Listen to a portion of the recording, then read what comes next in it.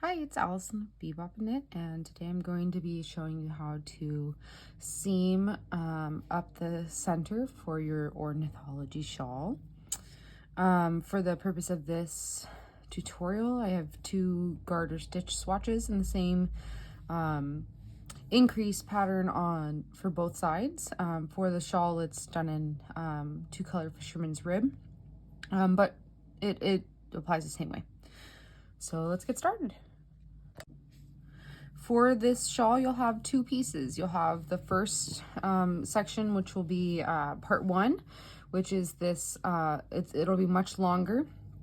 And you'll have knit it in this direction, starting from the corner, with no increases on one side and increases every other row, essentially on this side.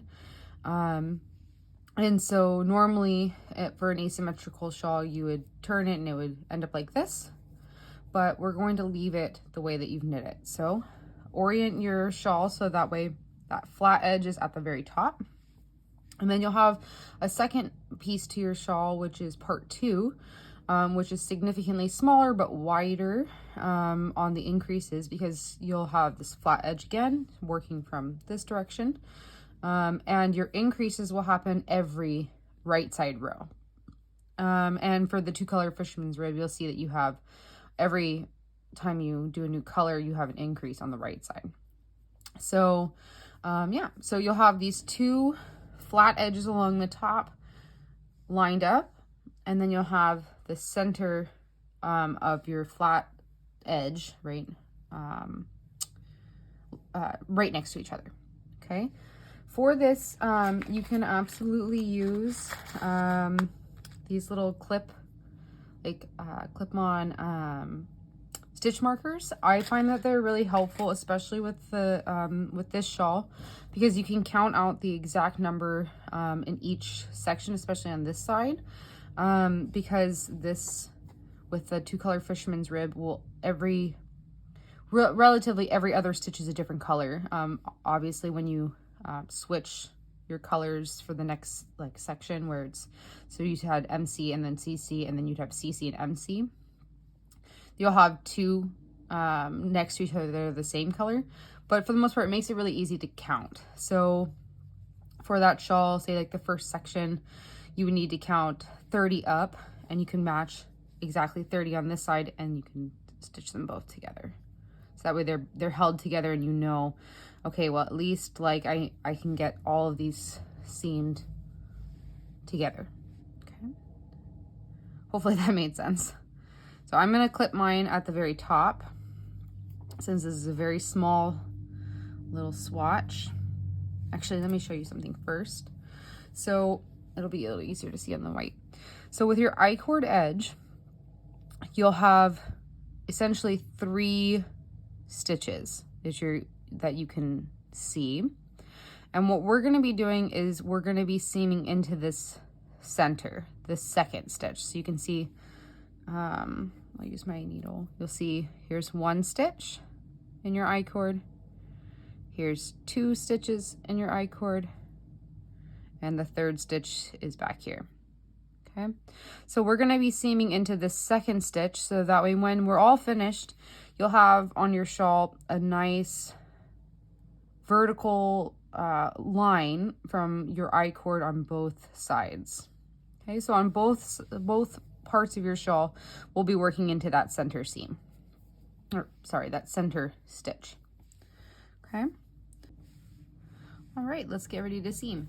So I've threaded my needle with a contrasting color with this yellow, so that way it's easier for you to see as we go. And let's begin. So the first thing we're going to do is we're going to secure our seaming yarn onto the part 2 side. We're going to go into that middle stitch, but the first one on this row. Okay, and the way that I like to secure it is I like to just go through the same stitch twice. You can also just do a little knot. It will not be very noticeable because you're going to be weaving in that end eventually. So that's what I typically do. And then what you're going to do is you're going to go from left to right into the first row of that middle stitch in the I-cord. Okay, so let's make sure we've got our I-cord edge. Here's the first stitch, here's the second stitch, and here's the second stitch in the first row. So we're going from left to right. Oops. Okay, don't pull too tight, otherwise your yarn will come out the other side. Okay, then you're gonna go into the second row of that middle stitch. You're gonna go from right to left, and then again, right to left on the part 2 side. Okay, you don't have to pull too tightly because after we do a couple of stitches, we'll pull and make it all nice and even, so you don't see these yellow or whatever contrast color you're using. And so again, we're going to go in from the part 2 side now.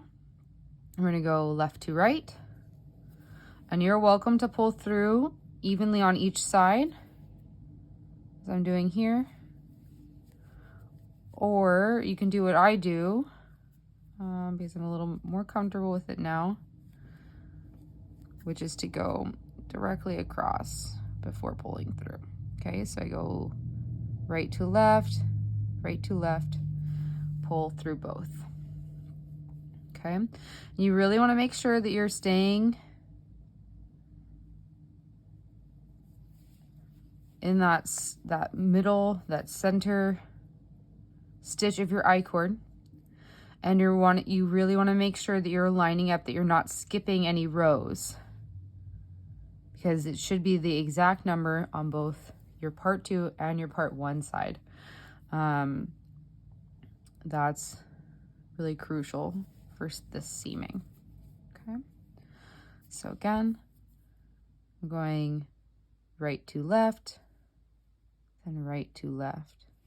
And another benefit of not pulling your stitches too tight until later on is that if you for some reason set this down or you get distracted, you'll see where that previous seamed yarn will come in. So you'll see which stitch you left off, so you don't accidentally work the same stitches twice.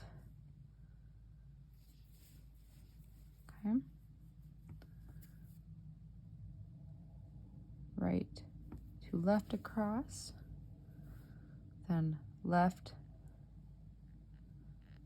to right. Okay, and we're going to continue doing this all the way up on your shawl.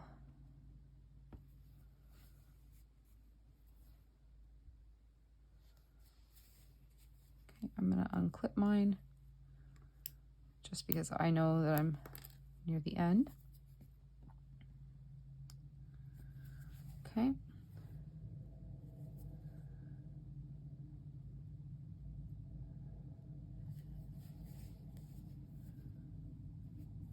We'll do one more.